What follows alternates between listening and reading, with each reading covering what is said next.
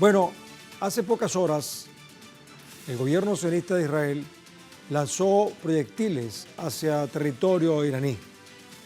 Y durante la información que se difundió por diferentes espacios informativos, la mayoría de ellos controlados por el sector hegemónico que controla Israel y Estados Unidos de Norteamérica, dijeron que habían destruido una planta de energía nuclear en Irán y habían impactado en diferentes sectores. Vamos a ver qué fue lo que pasó. Allí en Irán, en Irak, en Siria y en Israel, se presentaron situaciones durante horas de la noche y madrugada que, bueno, llamaron poderosamente la atención, generaron un impacto mediático realmente sorprendente. Al principio se pensaba que era el principio de una escalada bélica propiciada por una respuesta de Israel a lo que significó también la respuesta de Irán contra Israel por haber atacado el consulado de Irán en Damasco. Pues bien, al principio todo era confusión, todo era especulación y al final se pudo entender que lo que lanzó Israel fueron algunos proyectiles que fueron interceptados por Irán y que no provocaron mayores daños y mucho menos a una planta de energía nuclear iraní. Ese es el escenario, ese es el que llaman el Medio Oriente y esos son algunos de los países, Irán, Irak, Siria, Israel, algunos de los países que están involucrados en esta situación. Pero hoy vamos a ver otros detalles. En medio de los avances de Israel por cooptar la región, los países vecinos se unen para enfrentar al régimen sionista y sus grandes aliados occidentales. El titular del medio libanés Al-Mayadin asegura que la operación contra Israel reflejó la fuerza de Irán y la voluntad del pueblo. Según las declaraciones del presidente iraní Ebrahim Raisi, la respuesta ante el ataque israelí contra el consulado de Irán en Damasco, en Siria, logró demostrar cuán fuerte es la República Islámica y aseguró que las fuerzas sionistas necesitaron de la ayuda de países occidentales como Estados Unidos y Francia para interceptar los misiles de defensa. Asimismo, las fuerzas militares iraníes alertan con una respuesta severa en caso de ser atacados nuevamente. Pero antes de continuar profundizando en el tema, debo recordarles que a través de estas redes sociales a lo largo del día hemos sondeado la opinión de nuestros usuarios sobre el tema de hoy. Algunos de ustedes quizás ya han participado respondiendo la pregunta que les hicimos al respecto, pero vamos a recordarla y vamos a contextualizarla. El primer ministro de Israel, Benjamin Netanyahu, realizó un ataque con bajo impacto a Irán, pero proyectó que la acción fue exitosa cuando lleva 6 meses tratando de exterminar definitivamente al pueblo palestino. Ahora, ¿qué busca el sionismo? Hemos colocado 4 opciones de respuesta. La primera es expandir la guerra. 2, extender su territorio. 3, más guerra como negocio. Y 4, mejorar imagen política. Si ustedes no han participado, aún pueden hacerlo a través de estas cuentas en X, @TelesurTV, @ElMundoEnElSur, @GuillermoTelesur y @MásGenteDespierta. Porque más adelante vamos a revisar y asociaremos todas las respuestas de ustedes para observar las tendencias que ustedes mismos están confeccionando.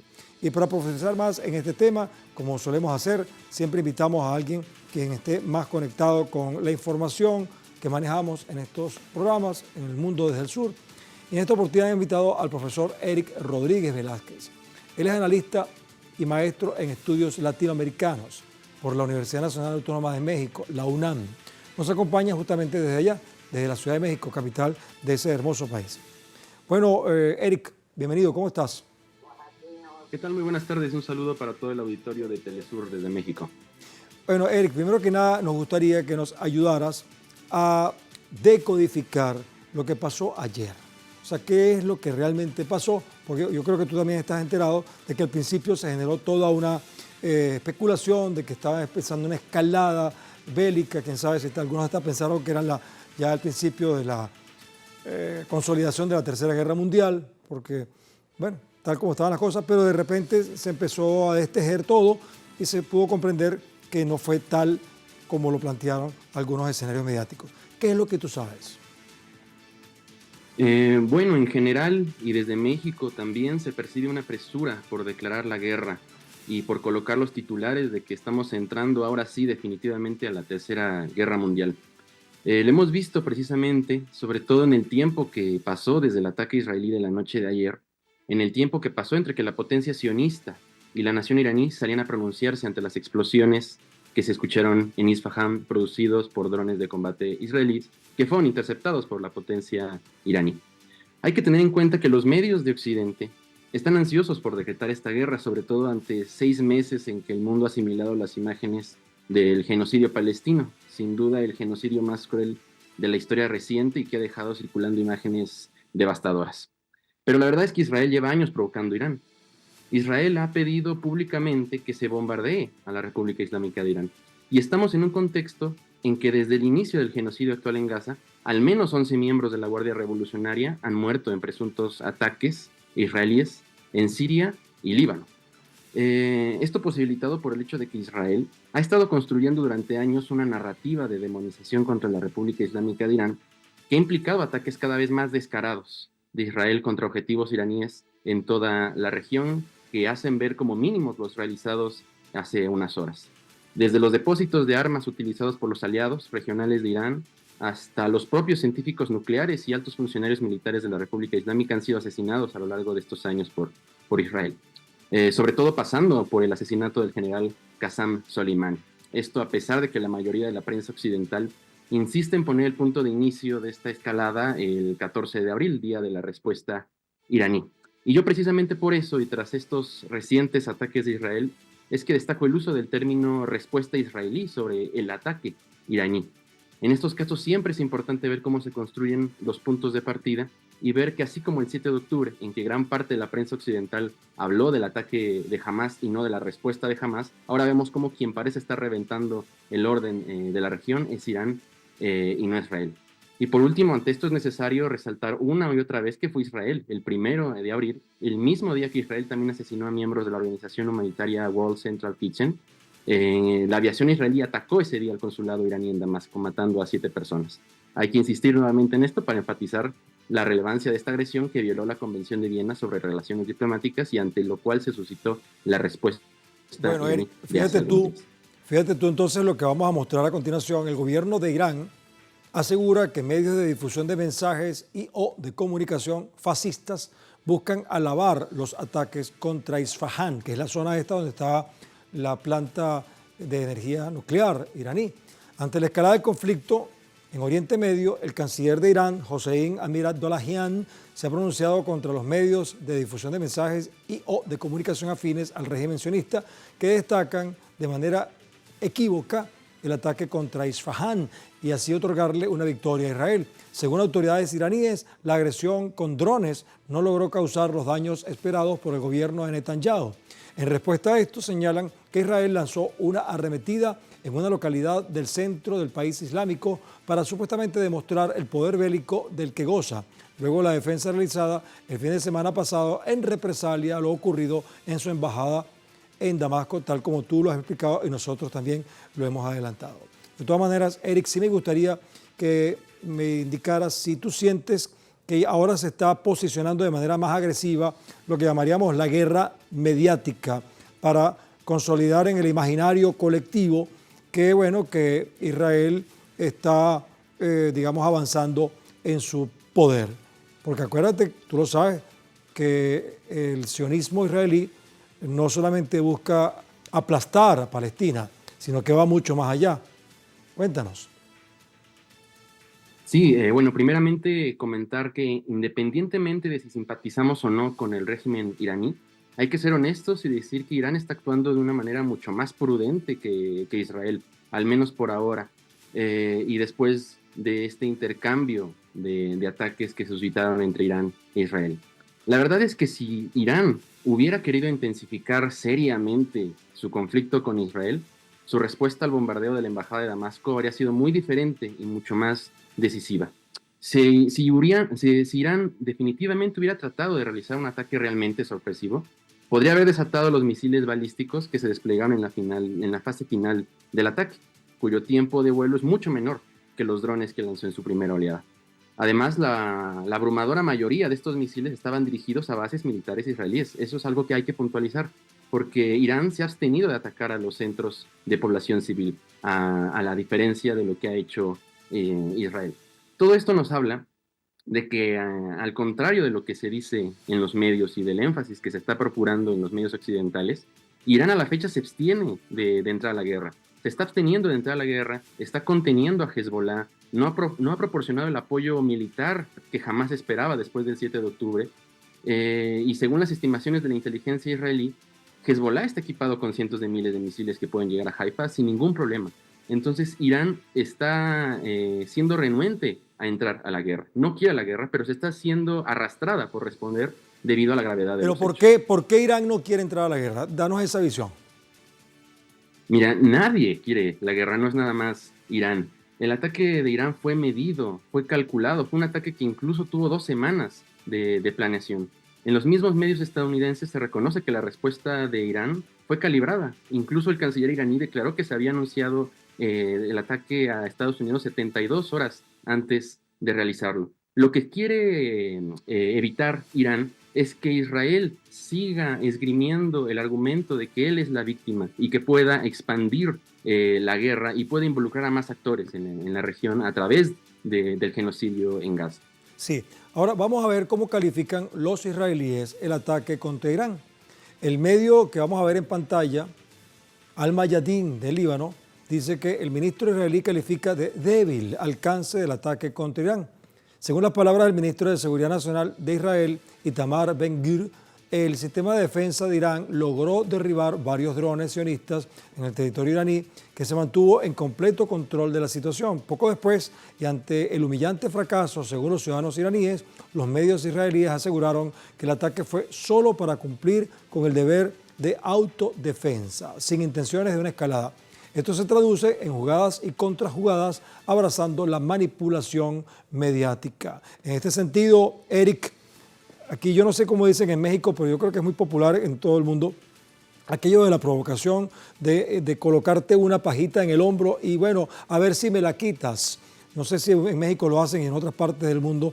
¿Tú crees que está en este caso mediáticamente Israel propiciando que otros países crean que, bueno, que está pidiendo que le quiten la pajita del hombro? Por ejemplo, que Yemen, que Líbano, que Siria, que otros países digan, mira lo que está pasando, y empiecen con una escalada.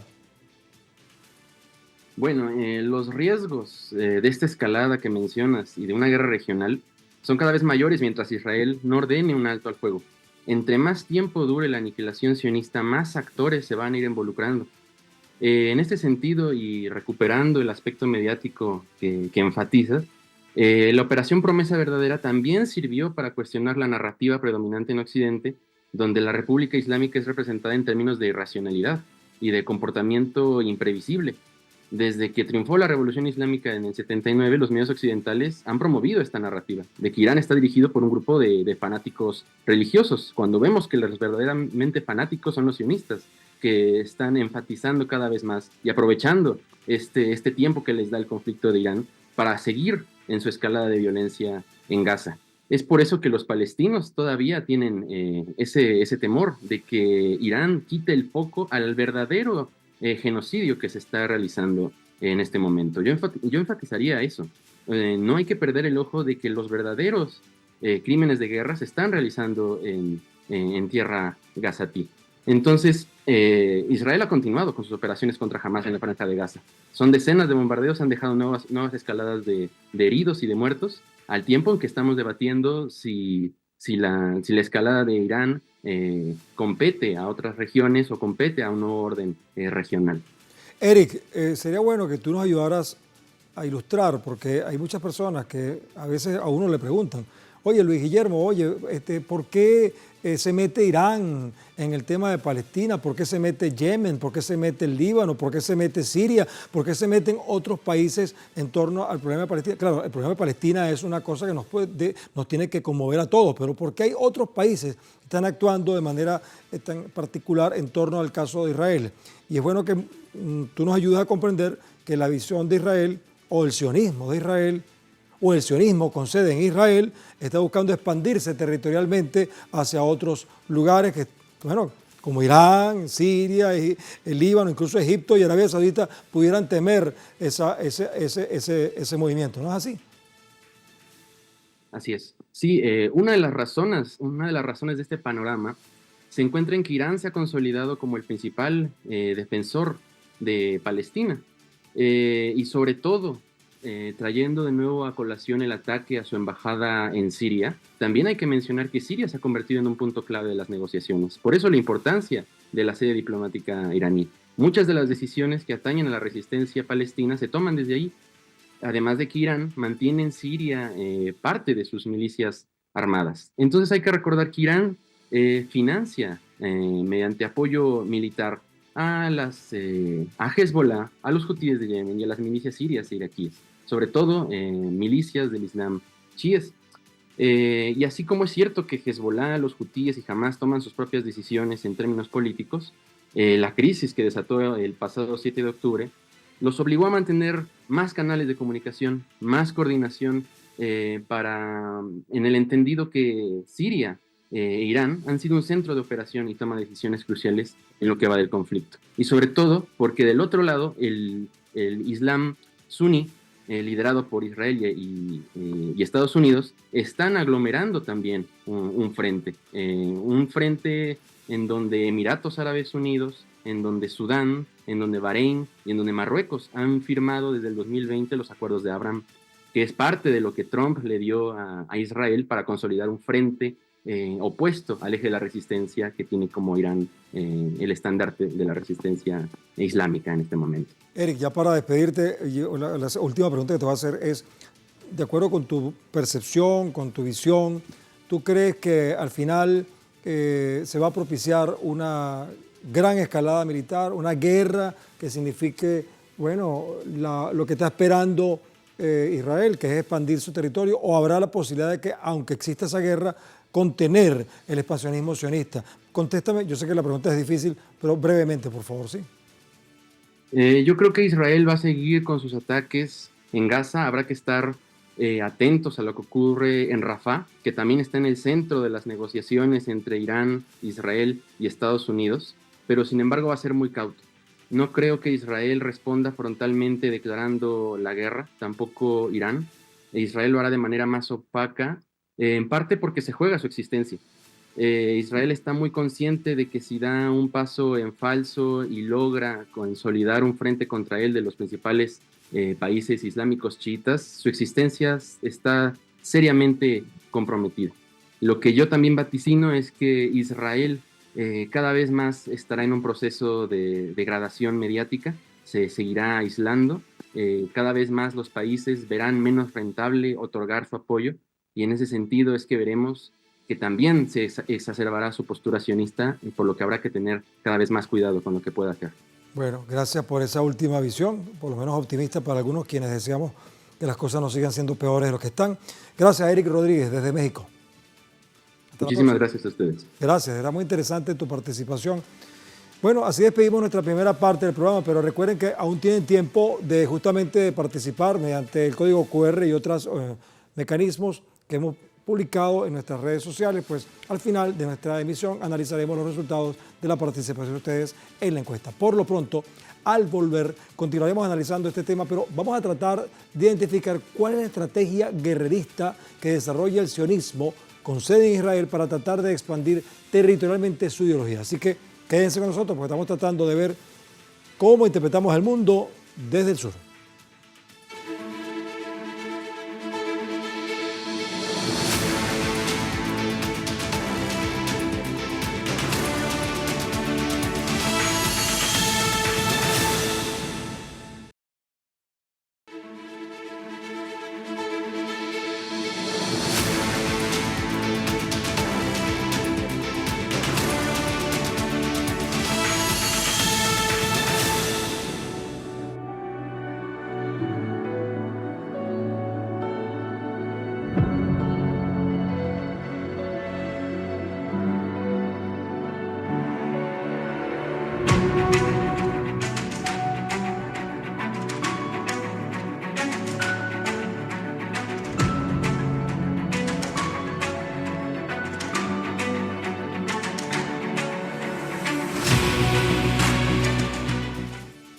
Bueno, luego de la embestida del régimen sionista de Israel contra Irán, líderes mundiales se han pronunciado contra el posible aumento del conflicto en la región.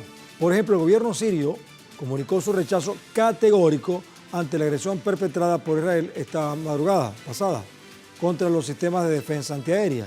En este sentido, estamos observando algunas informaciones que hemos rescatado. La nación recalcó que el Estado sionista no ha dejado de atentar contra la seguridad de Oriente Medio, con la clara intención de crear un infierno bélico. La Cancillería siria comentó que este bombardeo fue una demostración de las políticas ejercidas por Netanyahu para quebrar la soberanía y la seguridad de los estados islámicos. Y esta palabra islámicos es clave para este asunto. Voy a pedir a nuestro equipo de producción que coloquemos de nuevo el nombre que le hemos dado a esta segunda parte del programa, porque es determinante para conversar con la próxima persona que hemos invitado. Lo hemos llamado Israel, sionismo en expansión genocida. Para hablar sobre esto, hemos invitado al doctor Daniel Abundis, especialista en temas de Palestina, Israel, temas de Medio Oriente. Nos acompaña desde Guadalajara, México también. Hoy México está protagonizando estas interpretaciones.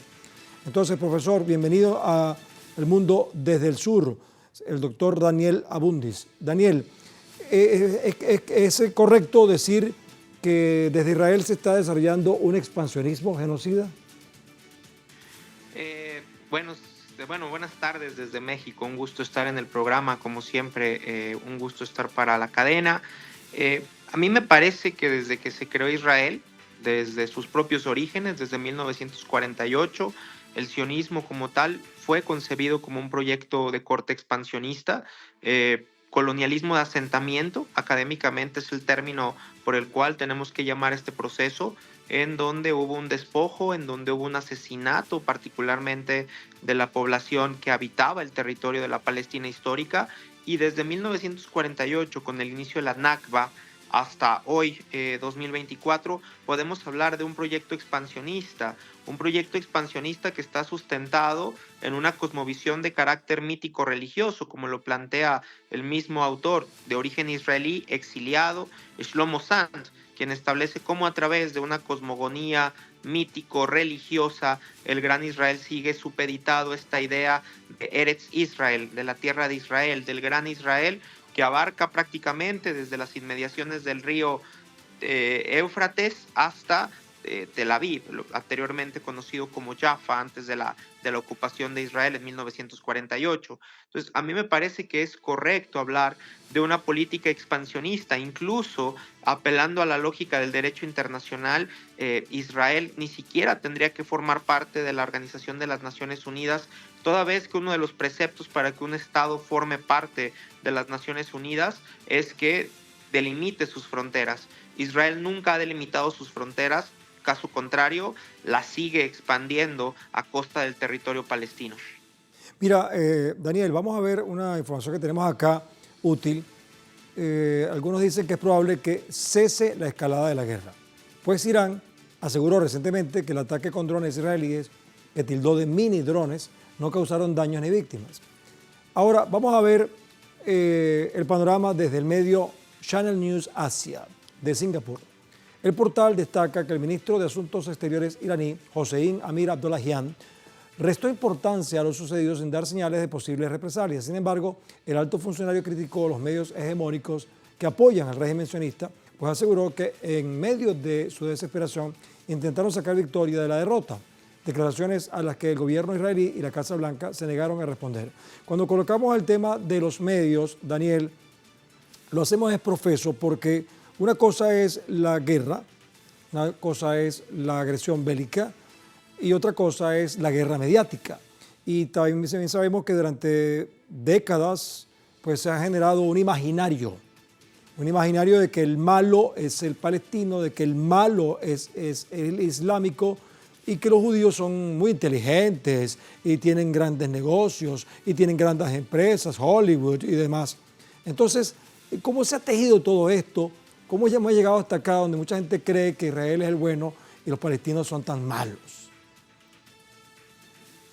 Bien, a mí me parece que ha habido toda una industria, como bien lo comentas, que ha sido prácticamente, incluso desde un punto de vista académico, podemos denominarla como la industria del Holocausto.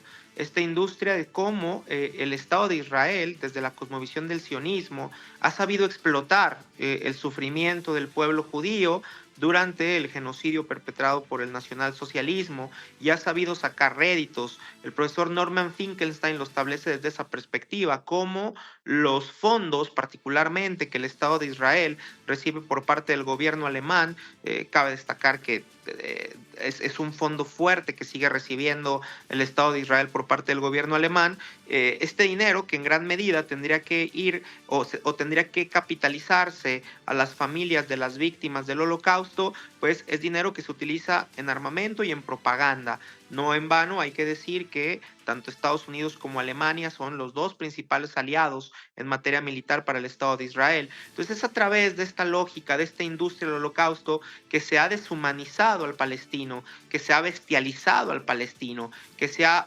tratado de crear esta narrativa de que el árabe, de que el musulmán es irracional, que es justamente un enemigo. Y esto tiene una lógica también, una lógica plagada de estereotipos. Esto lo conocemos como ese orientalismo burdo que el Estado de Israel se ha encargado de diseminar con la otra lógica, la lógica del victimismo. Entonces Israel irrumpe bajo esta narrativa por los hechos desafortunados perpetrados por el nacionalsocialismo como una víctima, y entonces sigue apelando al victimismo, sigue apelando a la revictimización.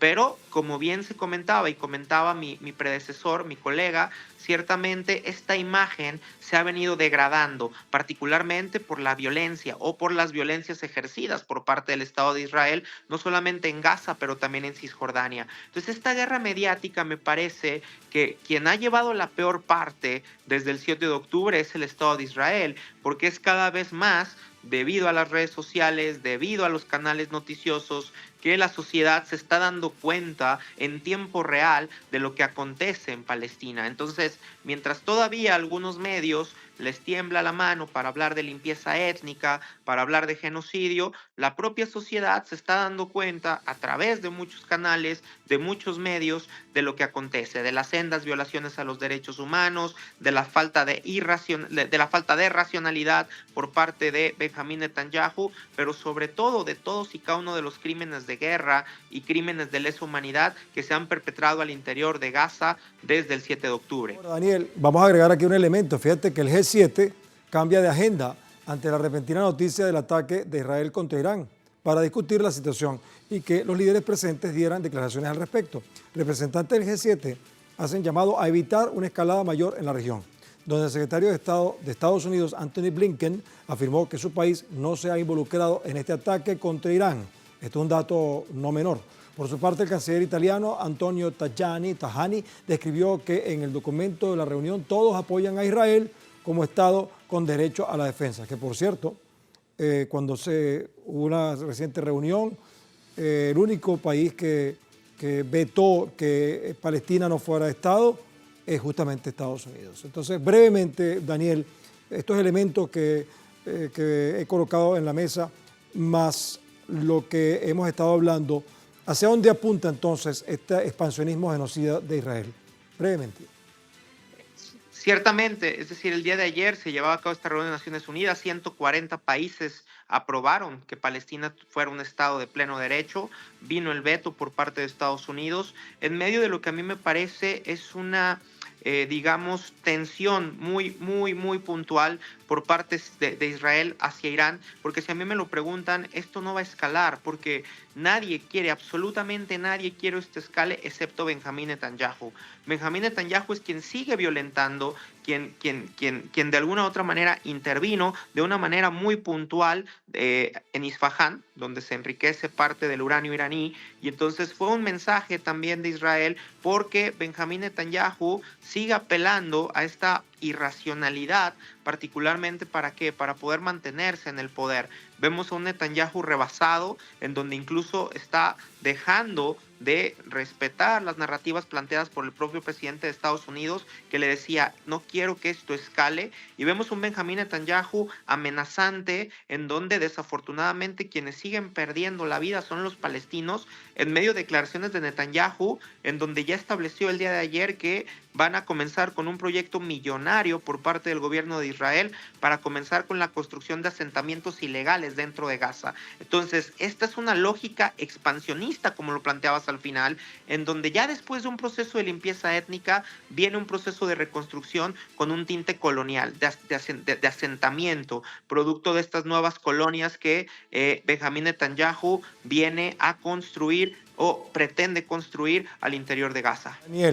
Daniel Abundis, te voy a despedir agradeciéndote tu participación, pero te pido que te quedes con nosotros para que veas el resultado de la encuesta que hemos hecho a nuestros usuarios, para que te lleves esta impresión también, para que veas cómo opinan nuestros seguidores, ¿verdad? Fíjate, nosotros preguntamos, ¿qué busca el sionismo ante esta situación?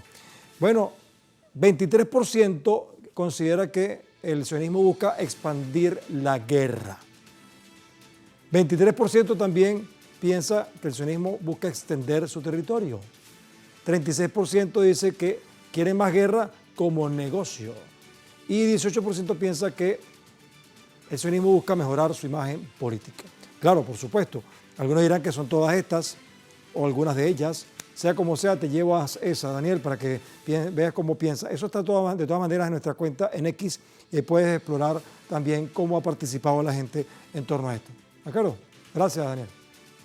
Perfecto, un gusto como siempre, un abrazo. Un abrazo. Pero bueno, vamos a ver, mira, leyendo el medio de difusión de mensajes libanés Al Mayadin, conseguimos que al primer ministro, escuchen esto, al primer ministro del Estado sionista de Israel, Ben Gurión, le preguntaron, ¿dónde están las fronteras de Israel?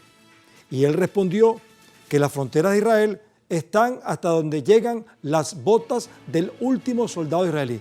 ¿Qué te parece? Luego a Shimon Peres, 2 veces primer ministro y presidente del Estado de Israel, también se lo preguntaron y respondió que hay 3 tipos de fronteras para Israel.